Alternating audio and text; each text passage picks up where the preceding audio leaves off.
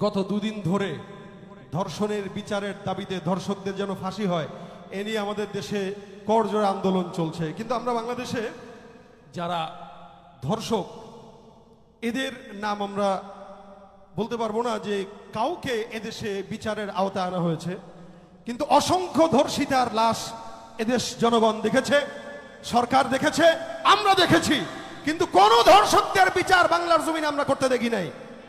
এজন্য আমরা লজ্জিত, জনগণ লজ্জিত, এদেশের সরকার লজ্জিত, বাবা হিসেবে আমি লজ্জিত। যতদিন পর্যন্ত শরিয়া আইন এদেশে বাস্তবায়ন না হবে ততদিন এদেশে ধর্ষণ বন্ধ হবে না। এই জন্য ধর্ষকদের ফাঁসি এটা আমরা কারা কারা চাই তো হাত তুলে দেখায় দিতে চাই।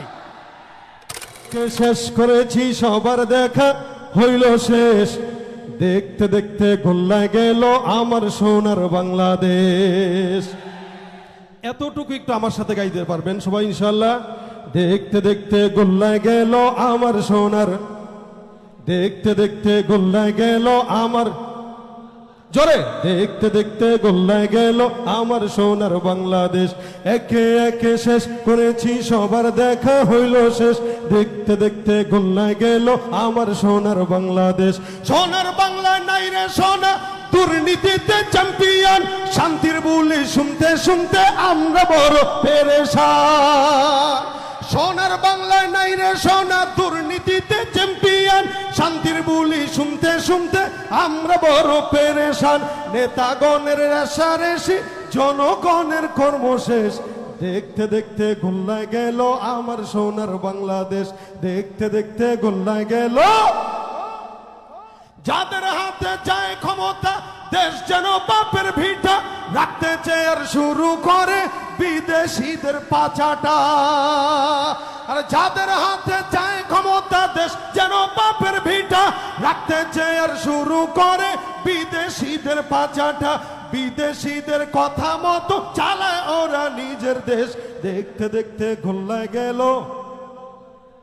আমি অভয়, আপনারা যদি অভয় দেন তাহলে আরো চালাবো, কারণ বিগত সরকারের আমলে এইগুলো গাওয়ার জন্য বলার জন্য ওই যে বিচারপতি একজন ছিল না, কলা গাছের পাতায় শোয়া দেখেছিলাম আমরা, তো ওনারা আমার নামও লিস্টি করেছিল 35 জনের ভিতরে। তো এইগুলো গাওয়ার কারণে, এগুলো বলার কারণে এখন ভয় পাচ্ছে এখানে মাননীয় সরকারের দুজন লোক আছে, গণপ্রজাতন্ত্রী বাংলাদেশ সরকারের, ওনারা যদি আমাদেরকে অভয় দেয় আগামীর বাংলাদেশ হবে ইসলামের বাংলাদেশ। কথা বলেন ঠিক কিনা? মুসলমানের দেশটা মোদের আছে খাতা কলমে, দোষের দোষী যে বাজারে শাস্তি পায় যে আলেমে। মুসলমানের দেশটা মোদের আছে খাতা কলমে, দোষের দোষী যে বাজারে শাস্তি পায় যে আলেমে। ওরা ইসলাম বেচে ক্ষমতাটা পাকাপোক্ত করে বেশ, ইসলাম বেচে ক্ষমতাটা পাকাপোক্ত করে বেশ। দেখতে দেখতে গোল্লায় গেল আমার সোনার বাংলাদেশ, দেখতে দেখতে গোল্লায় গেল আমার সোনার বাংলাদেশ।